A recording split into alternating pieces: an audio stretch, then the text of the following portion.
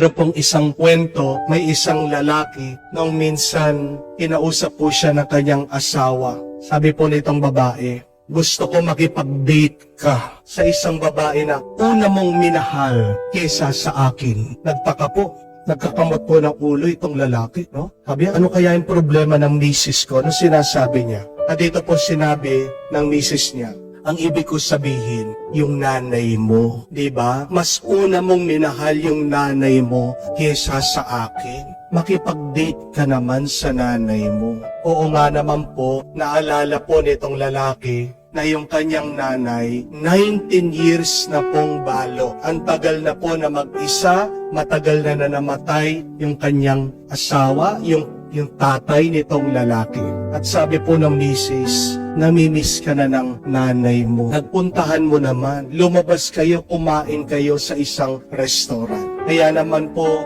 itong lalaki, tinawagan po niya yung kanyang nanay. Sabi niya sila po ay magde-date kakain sa isang restaurant. Very excited po yung matanda. At pagdating po nitong lalaki doon sa bahay ng kanyang ina, pagkabukas ng pintuan, napakaganda daw po ng kanyang nanay. Very excited daw po itong matanda dahil napakatagal na nga ng panahon na hindi siya nabisitahan ng kanyang anak. Pumunta po sila sa isang restaurant, kumain sila, nagkwentuhan, at sabi po ng kanyang nanay, "Nak, sa susunod, ako naman yung taya, ha?" Sabi po nitong lalaki, "Opo, Nay, wag po kayong mag-alala." At nung umuwi po sila, hinatid po ng lalaki itong nanay sa kanyang bahay. Alam niyo po anong nangyari? Pagkatapos po ng ilang araw, namatay po yung nanay.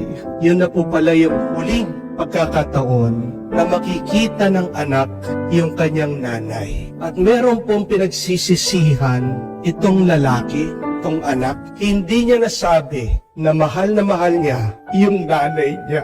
It was his regret. He did not say goodbye or I love you to his mother. Pagkatapos po ng libing, meron dumating na resibo doon po sa bahay nila. Isang resibo na bayad na sa kakainin ng kanyang anak at ng kanyang asawa. At nakalakip po sa isang sulat, sabi niya, "Nak, binayaran ko na yung kakainin nyo doon sa restaurant. Hindi ko alam kung makakasama nyo pa ako. Pero gusto ko ay yung dalawa naman ng misis nyo ang mag-enjoy. Maraming salamat anak. Nung tayo ay nag-date, nung tayo ay lumabas.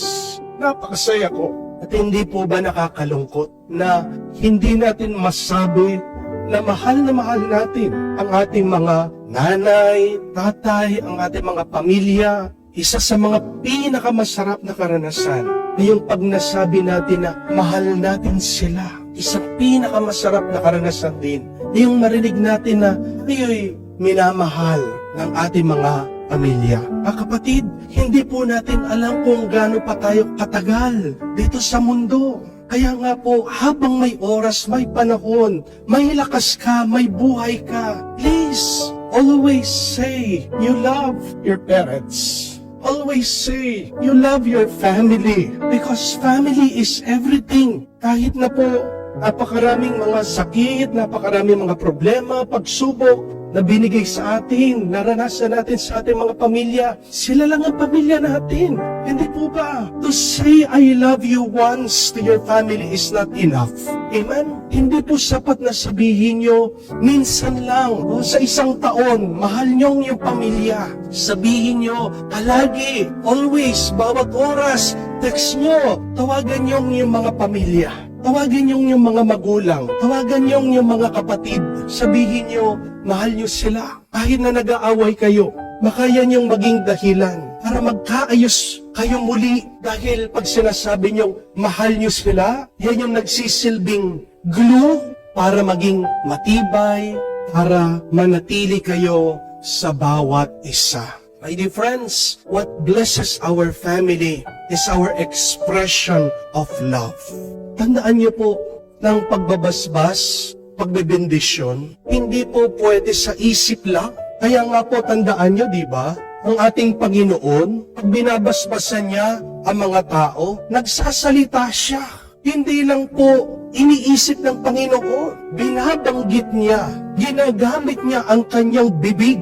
That is how we bless people, through our mouths, through our tongues, through our words. So one way to bless your family is to express your love. At tandaan nyo din po mga kapatid, hindi naman tayo nakakabasa ng isip ng ibang tao. Hindi naman tayo telekinetic. Wala naman tayong psychic power. Sabi ko nga, wala naman pong nakatanim na wifi o antena sa ating isip. Kaya napakahalaga na paramdam mo ang iyong pagmamahal. At yan, mas pinagyayaman natin ang ating pagsasama, ang ating ugnayan sa bawat isa. Sabi nga po ni Mother Teresa, if you want to bring happiness to the world, go home and love your family. Diyan nag-uumpisa para baguhin natin, gawin natin masaya ang ating mundo, ang ating buhay sa pamamagitan ng pagiging masaya at pagmamahalan sa ating mga pamilya. Mga kapatid, our families need more than money, food, shelter. It needs, first and foremost, God. Amen? And the family reflects the world. A peaceful family means a peaceful world. A happy family means a happy world. And a blessed family means a blessed world. Mga kapatid, paano natin bebendisyonan? Paano natin babasbasan ang ating mga pamilya? Huwag nating kalimutan. Sabihan natin sila palagi, mahal natin sila.